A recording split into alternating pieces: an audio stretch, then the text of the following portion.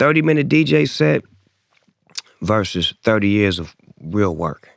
Which one matters? Which one matters the most? Which one actually matters, and is it a crime?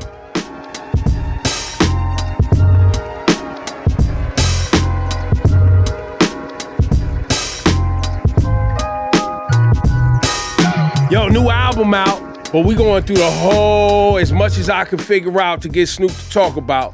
That's right, Snoop Dogg, the legend, the treasure. He is with us. Y'all give it up, Uncle Snoop. I'm in here. I'm in here like swimwear. Now, you know what? It's important, too, for us to shout out Death Row because you have taken that mantle and you are waving that flag and doing movies and music and all of that. Me cleaning up the Death Row image, cleaning up the old wave of business, giving it new departments, giving it Death Row Pictures, Death Row Games, Death Row Cannabis, and just expanding the brand, being lovable, being approachable, doing great business, and just doing some things that never been done with this label. Like, I was on this label when it was started, and I seen all the pluses and the things that worked, and then I seen the things that hadn't been tapped into. So as I hold it as the owner, it's my job to give it life, to give it love, and to bring R&B, to bring movies, to bring different divisions of entertainment to the world from Death Row Records. And who would have thought we'd have dropped a gospel album on Death Row Records? Mm-hmm. How about that? You, sir, I've had the pleasure of knowing for some time. Yes. And you have been nothing but a phenomenal ambassador for this thing we call hip-hop. Mm-hmm. Also, just a phenomenal human being that has become a household name. And I've told you this before, but I gotta tell you again, it's one of my favorite things. Watching Snoop Dogg travel the globe, smoking weed. Like it was when weed wasn't legal, right. It was legal for Snoop Dogg. Right. I mean, I went to jail a few times of course. But I stood on my business as far as like that was my choice of relaxation. Yeah. And I feel like it's attributed to, you know, the success of me being healthy and being strong and like-minded and business-minded and sharp enough to understand the business after being in the business for so many years. So thank you to the creators of the creation because, I mean, we all one nation under one bud. Did it make it easier to smoke weed when you and this Willie Nelson was clicking up?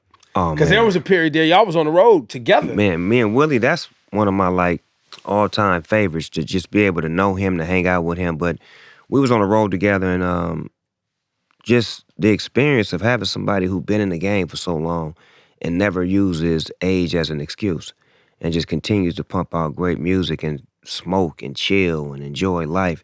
Like, that's what you aspire to be. You aspire to be great, and you associate yourself with greatness. And I've had the opportunity to be, you know, connected with people like Willie Nelson, who's one of the greatest to ever do it. What did they go easy on you? No. Willie never goes easy on me. No, I mean the police. Oh, no. You know what? Let me tell you this. So this is how crazy the game worked. So now it's legal, right? And Willie Nelson gets stopped at a border. And I think it's in El Paso, Texas or something like that. And they search his bus and do something. So I get mad. And I say something on social media like, fuck all that. Y'all shouldn't be doing that to Willie Nelson. And I forgot I'm going on tour in a week through this same border. I go through the border, they didn't pull me over. Yeah. Now they like, what you say about Willie? And the dude just wanted to take a picture with me. He took a picture with me in front of the tour bus and kept it moving. But it's like, that's my relationship with Willie, to where I defend him, I'll fight for him. I feel like he's my uncle that you can't do nothing to him or say nothing to him without me having something to say. How did y'all meet, man? Do you remember? We met musically. We met with me in Dallas, being a fan. Austin, not Dallas, Austin, Texas. Me being a fan and wanting to know him and wanting to get to know him and reaching out to him and going to visit him and going to see him and spending time with him. Like, I'm one of those kind of people where if I like you and I respect your music and respect what you've done, I'm trying to build a bond with you and trying to become a part of something great. And you're great at what you do, so hopefully we can be great together. You got a new album, Is It a Crime? Ladies and gentlemen, I gotta let you know we got some classic Snoop vibes on this. The beat selection, there's a lot of new artists you introducing us to. But prior to this album, you've been on a musical journey in many ways. The last project was musically very diverse. You've made reggae albums, gospel albums. You've been on this journey to, expand your I guess your yourself, right? Like Right. that's what you've really been on, right? Even rocking locks and just that whole journey for yourself. I'd love for you to share with the audience, because I don't know if you've ever had space to talk about venturing away from just making straight ahead hip hop and the collaborations and things like that. What started you on that journey, and what were you looking for? I think once I was able to have my hands free from all of the situations that I had been in, whether it was death row, no limit, me just being by myself, solo as an artist, just wanting to do different styles of music. Like, I love music. I love every form of music. And like I was saying, if I adore you as a musician and I love your music, I'm going to reach out. And if I love the style of music or the genre of music, I'm going to try it because I feel like I'm good enough to do it. I don't feel like I am just a slouch or a pushover. I feel like I'm a great musician and a great voice. And when you're a great musician with a great voice, your voice is an instrument that can play in any sound. Like learning about music, listening to different music as a kid in the 70s, the 80s, in the 90s, like music was for everybody and it was all styles of music. So I was born and raised off of great sonics, great sounds. And my mother played everything. So when I become a musician, naturally I'm a rapper.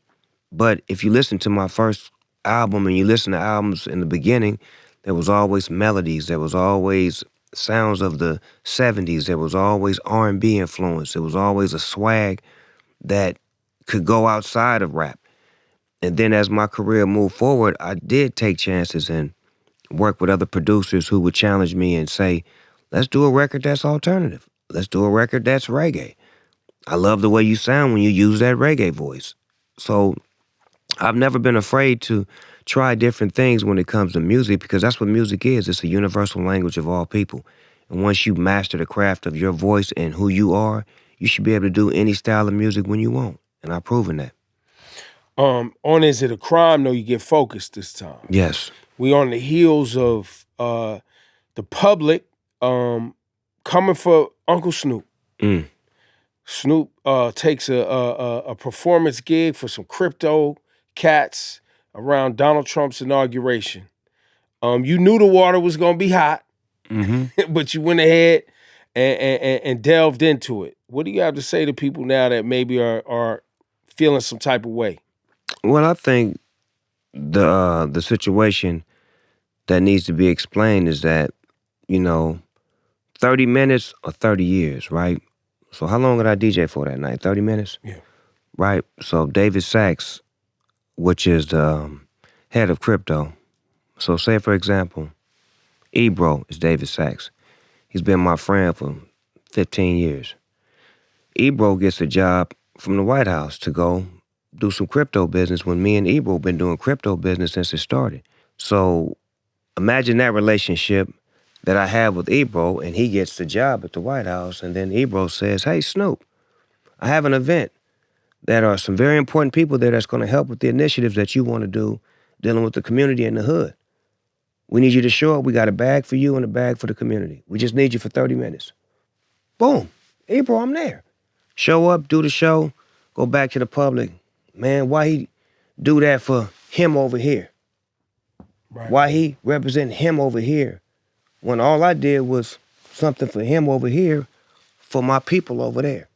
But the perspective sometimes is always thrown out of context because the media threw out their comment, I didn't say nothing.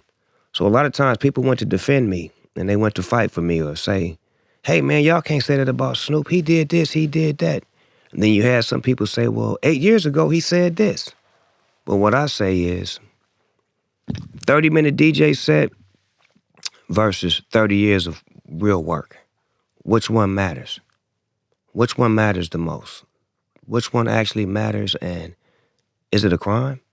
Is it a crime for me to do a 30-minute DJ set to find out more about crypto and financial literacy for the community without explaining it to you when I've never explained nothing to you? I've always done what was best for us in the best interest of us.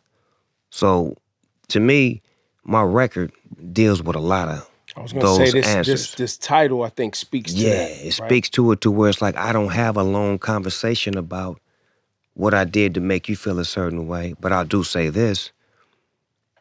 If I have a bad game, it's okay. I'll come back and put up some more points on the board. But the point is, I'm gonna keep playing Right. every day. But you do recognize, because I feel like I know you well enough. I feel like you recognize where people was struggling to understand why it happened. I think I recognize that people was looking at the footage from 8 years ago with me, you know, in a mind state of being hatred, having so much hatred towards the president and so much energy of negativity towards him. 8 years later, people were still holding that as thinking that he's supposed to still feel like he felt 8 years ago, which I probably did. But I didn't show that because he wasn't there and it wasn't a night for that. Like I said, it was a business affair. And sometimes my business ain't your business. My business is making music. Your business is if you like it, you buy it. If you don't, you don't. Personal is personal. And I'm not a political person to begin with. So normally I don't get involved in politics, but it just, that move right there was so crucial to what we're doing and what we're building inside of the financial literacy community and with the youth. Because you got to understand this, and I'm not trying to go sideways with it, but I'm just giving you some facts. Most kids that graduate from high school have been in high school learning nothing that prepares them for life out of high school. Mm-hmm. So if I could prepare you with football and sending kids to the NFL and then give a financial literacy program to help you outside of football, which is going to be very valuable to you living in real life, then it's my job to go ride for the people.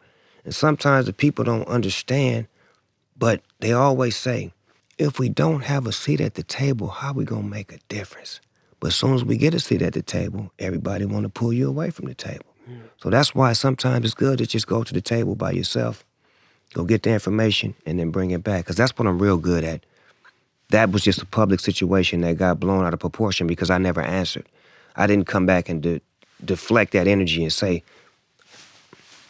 I just let people talk. Snoop's a sellout. He did this, he did. And I heard all you. Every last one of you motherfuckers. All you. I heard all you bitch ass niggas. So shut your bitch ass up is for y'all, and Is It a Crime is for the people that didn't understand. Wait, let me see here. There is a song called "Shut Your Bitch Ass Up." It is track 13. Yes. That is actually that was exactly. not him taking a direct shot at anyone. That is the title of one of the songs on the album. Addressing these current events, you know, because things are very divided right now, and you know, I'm one of the people who has been very vocal about the current president, and you know, I just don't like white supremacists. I understand business. I don't like racist I don't white supremacists. I know you don't. I don't fuck with them. And I tried to explain to people too. I said, look, it was a crypto event. I know you're not gonna like it, but clearly Snoop was doing business. Snoop, you as a businessman, you've been a hustler for a while. Not only hustling the music side, but you've taken the Snoop Dogg persona and brand and leveraged that in so many ways.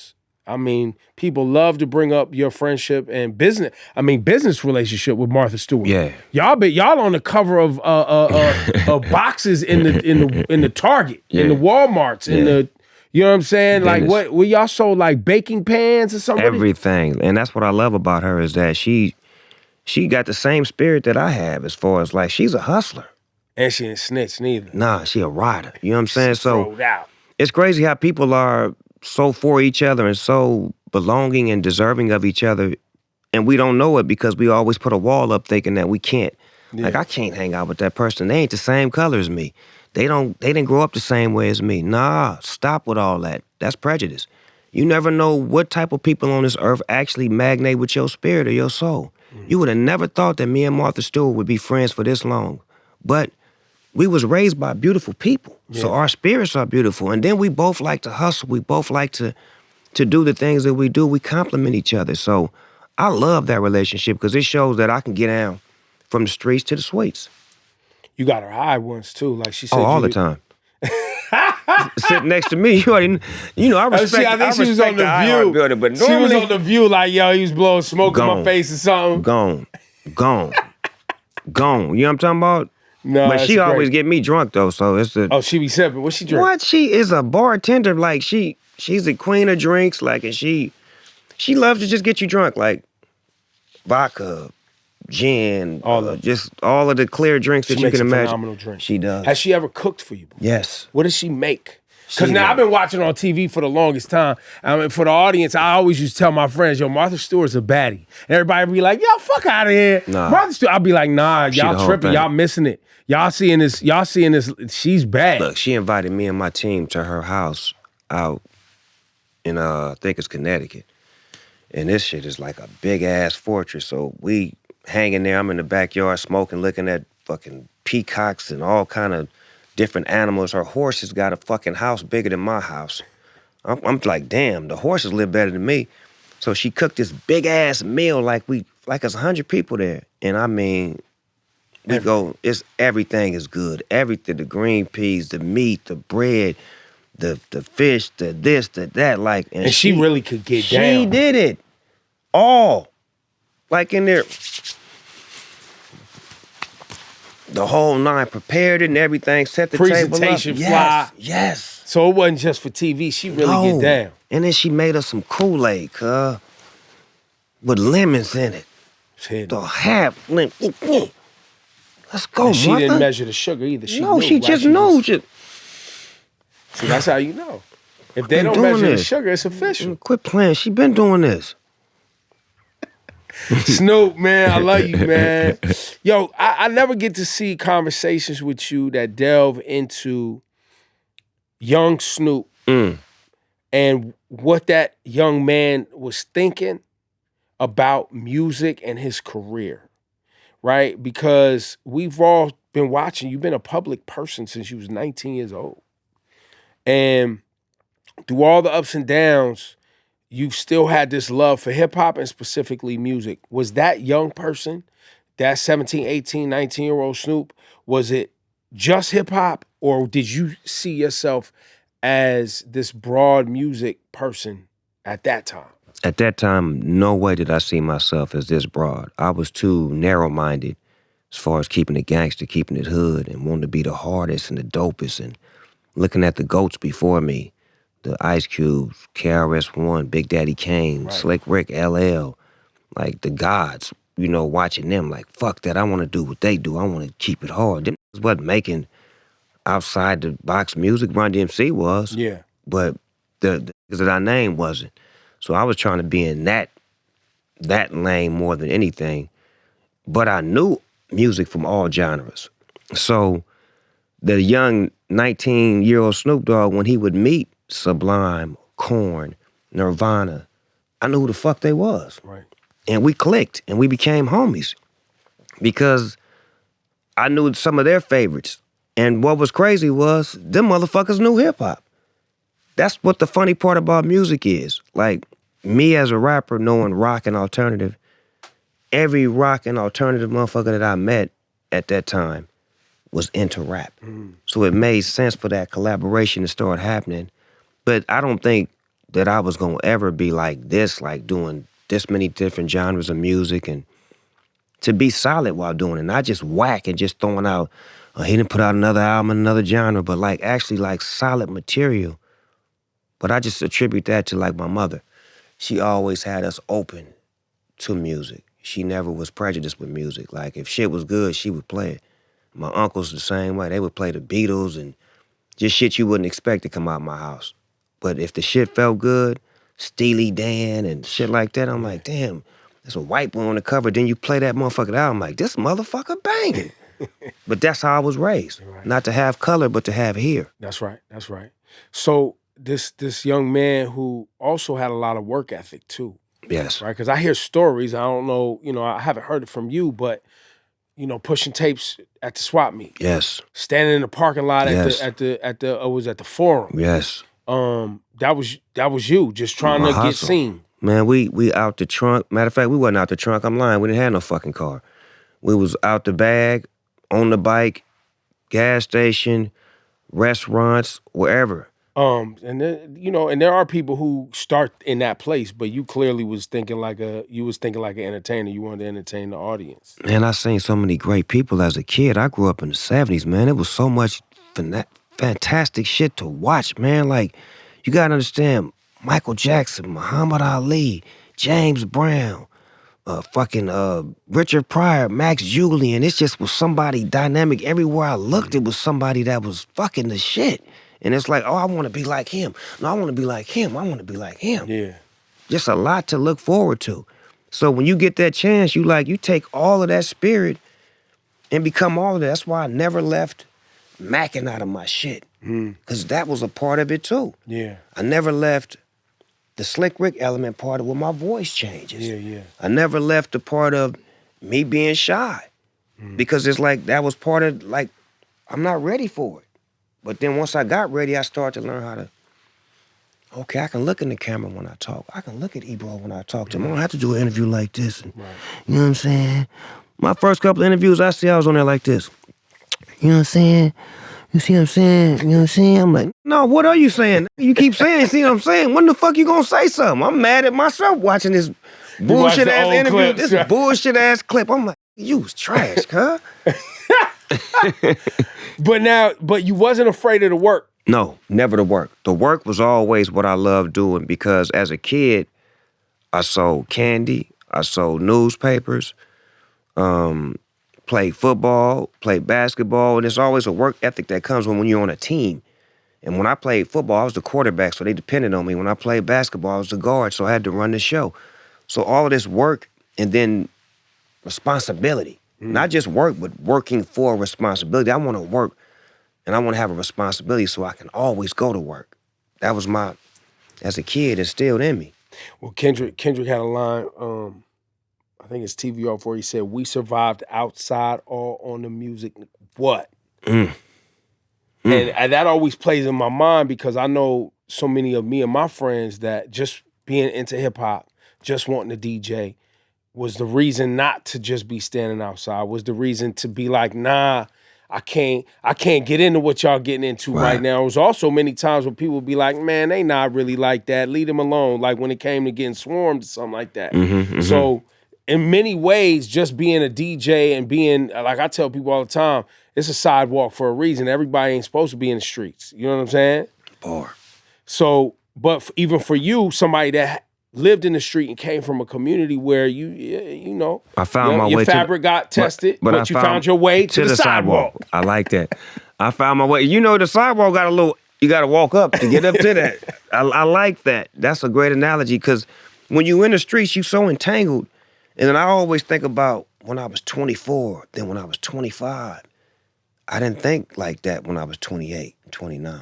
Right. But when I was 17, 18, I thought all that shit rocked like a baby. It's all about growing into a man. Like, you got to let them childish ways go if you want to live, if you want to survive. And then when you start having babies, like if you got a real good heart and you realize you brought something in this world, it's your responsibility to be better for your baby. And not just your baby, but the babies in the world. Because when you blessed with a baby, you see what the world is dealing with when they have a baby.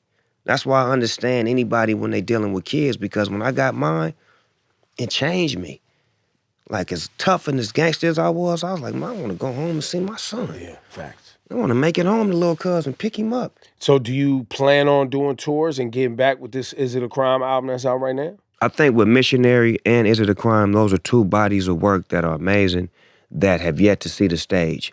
So what I plan on doing is, putting my feet down this year, doing a bunch of things with Death Row Pictures and Death Row Records in general with all of my artists, and then get to a certain spot in time where I can put together a real tour that makes sense, where it's produced and it's properly put together, and it's my family, my Death Row family, the classic Death Row and the ones from right now. Because that's the way it should be done, where it's family. It shouldn't just be me on the road, spontaneous, because I'm so far in the game now and got so many records that have been a part of so many people's lives. My shows are family shows now. Yeah. So I would like to have my family performing. And it's crazy that maybe 3 years ago when I was doing shows and I would have a backstage experience with the VIP, and it would be the mother, the son, and the grandkids all at the show. And that it's blowing my mind because it's like I'm relevant to all three of those demographics in the house, and I attract the whole house to come see me perform. So I'm real specific about how I'm gonna do these shows because I know what the audience is. Right. So it's gonna be time. We're gonna get some. Oh yeah, I'm gonna give it to you. I'm gonna give you something nice, and my shows are always theatrical and big and where people leave there saying, man, he sounded just like the album. He gave us his all, and he looked good. So it's like if I can't do that, I don't do it. Who's the person that helped you get your stage show right? Charlie Wilson. Charlie Wilson from the Gap Band. When I went on Lollapalooza tour, and I just seen the dude that was managing me at the time. He was like, remember when you told me? He told me, you can't bring a band, they ain't got enough money. I said, well, you go tell Charlie Wilson. He was like, I went to tell Charlie and he cussed me out and I've never went and talked to him since. I said, yeah, so get out of here. I needed Charlie because Charlie was a professional. Yeah. And the Lollapalooza tour, I had to have a band. So that got me right by having a band, having him in the as the MD, and we had songs together from the Dogfather, and he showed me how to perform, how to take advantage of the crowd, how to look them in the eye, how to stay engaging with them, how to put my set list together where you don't play your biggest records first. What are you doing? Right. Put that motherfucker down there. Right. And why is you playing this song that nobody care about but you? Where's the song for the women? And where's your break at? When you gonna talk to the crowd? Like, give me all of this shit where, and then he's doing it. He right there with me. Right. It made it so good to where I called my band the Snoopadelics, right? And when I think about what he did, and if I tell you who was in that band, the group 1500, James Fauntleroy, Terrace Martin, Brody, Carlos, Thundercat, Kamasi Washington, Battlecat, Mars, all of these guys, got their own shit moving now. Yes, but they started up under this. And then they became like big artists because they was taught. They say they was taught by me. I was taught by Charlie. Right. So it's an extension. And they was the band members, so he was on their head. They be playing, they be looking at this nigga like, you know, they be playing nervous and shit. Like, he was one of them type. And I needed that because I was such a kid and so playful. Like, I'd be like, do what y'all want to do. He like, nah, I'm running this shit. And I needed that, and that showed me how to be professional on stage, how to always, you know, make sure I take care of my sound, make sure I take care of my voice, make sure I look right, make sure I'm engaging. And as time went by, I was like one of them first with a band, right? Really moving with the band. Some homies from out here. Rappers, big rappers. Yeah. Hey, man. Yeah. Hey, man, who is that band? Yeah. Oh, that's my nephew. Let me give you the number. Boom, boom, boom, boom, boom, boom. They on tour with them now. Hey, my nephew, I'm on tour with my other nephew. We together. He like, man, I'm thinking about getting a band. You got a dope band. No problem. Here go their number. Next time I see this, I'm in the audience. He got my band on stage with him, fucking it up. But this is what we do. We spread the game. I ain't got to say no names because it is what it is. They my family members, but just knowing that that band started from Charlie Wilson teaching me how to do my shit to where they ended up being on the road with some of the biggest acts in music. They was just with Beyonce the other night. Yeah, they moving. That's all I'm saying. Yeah, they moving. They moving. It's them brothers. And shout out to Terrace too, another great Kamasi, all of them, Thundercat. Man. Come on, man. I can't believe all them boys used to be with me, man. Them is the guy. Those are the guys. It blows my mind when I hear their name. I'm like, you mean Thundercat? Kamasi? Like, and they so humble. Yeah. So I'm happy for them. Like, just like, they not like my kids, they like my little brothers. Yeah. Like to see your little brother outgrow you is the best shit in the world when your little brother shoes is bigger than yours. And your little brother got a big jacket on. You're like, damn, little bro, you done grew up, cuz. I'm proud of you. That's what it is for me and them. Album and movie, damn near the same time. Is it a crime? Yes, sir. You guys are putting together, I mean, the missionary trailer and movie that led into that album, the way things are looking, like the amount of effort you're putting into the visuals. Talk about the visual movie and how it partners with the album. People love seeing what they hear. And I understand that because I'm the same way. I love watching an artist that has visuals and giving me a understanding of what they saying by me looking at it rather than me trying to figure it out, listening to it. This is more than a movie. It's an experience. It's like a journey to be able to walk with me through these experiences like I've never shown you before. A lot of times I'm an open book, but some things I keep private. My emotions, my relationship with my wife, the pain that I dealt with losing certain people in my life. Normally I don't put that on records. But this record, you'll hear that, and this movie will show that. It'll show you how I dealt with it, how I'm dealing with it, and just how Snoop Dogg is loved because of the things that he do.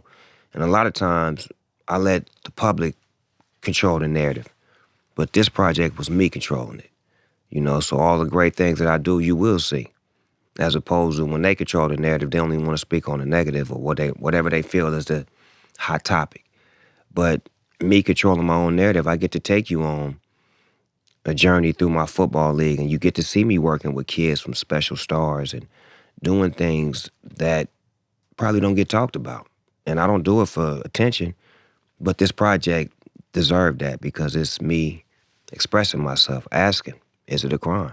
Since y'all want to crucify me, want to throw me under the bus, is it a crime? On the football note, though, I don't know if this gets enough coverage, but I felt like I saw someone started this conversation about the amount of NFL players that have come through through the SFL, Snoop Football League. Mm-hmm. It's still the SFL, yes? SYFL, Snoop Youth Football League. We've been around since 2005, and to this day, we have 47 kids that have made it to the NFL. 47. That's incredible. Yes, sir. And then we also have sheriffs, we have Rhodes Scholars, we have lawyers, doctors. We even had one of the kids that was head of education in the White House. Like, we got kids, women.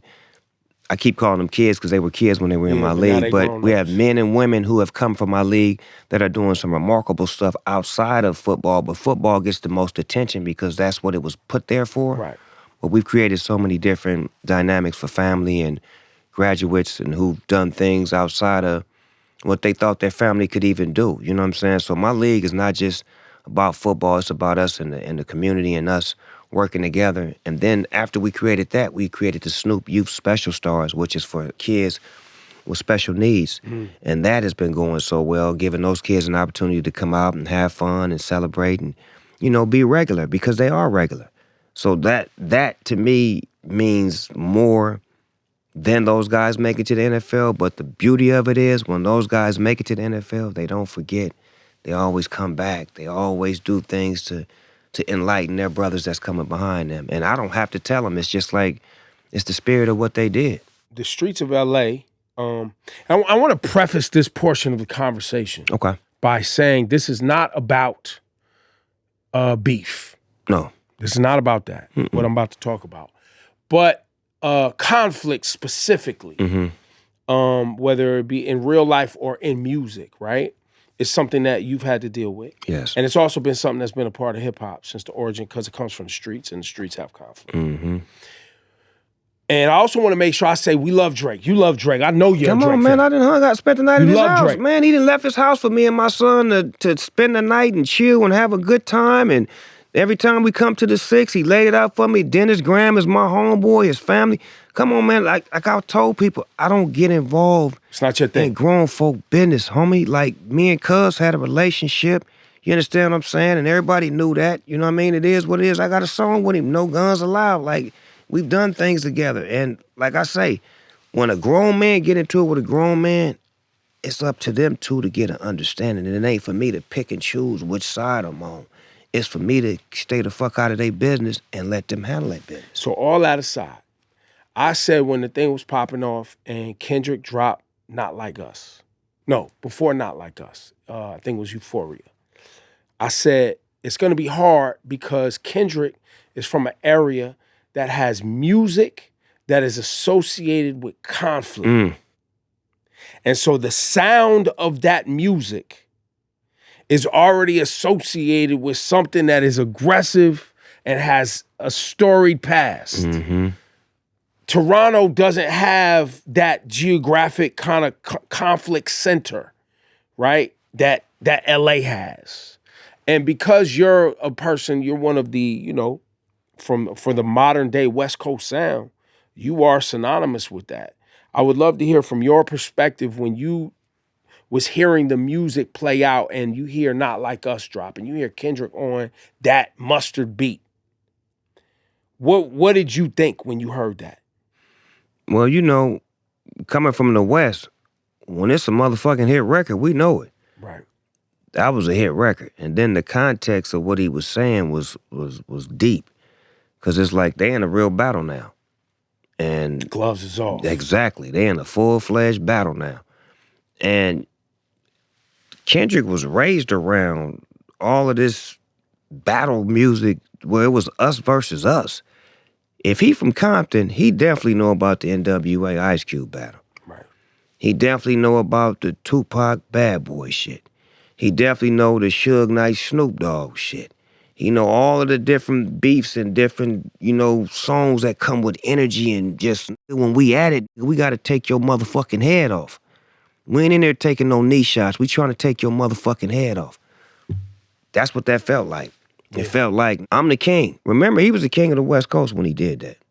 So as the king, you must protect the throne by any means. Well, and then even going back, let's go all the way back to like you and I was talking before this interview, and I was bringing up, you know, DJ Spade and Mixmaster Spade, and just you know this kind of original West Coast sound. The original West Coast sound was drug-related gangbang music that made you act ignorant. It was that sound. It was that sound of representation, like wherever you was from, what part of the city, what gang you was from. And then you got to go back to the banging on wax and where you had, you know, different neighborhoods on a project disrespecting each other. And by the way, at the swap meet, they used to sell cassettes. It was called Banging on Wax. Yes. Each individual track had people from different neighborhoods who had beef going at each other on the cassette.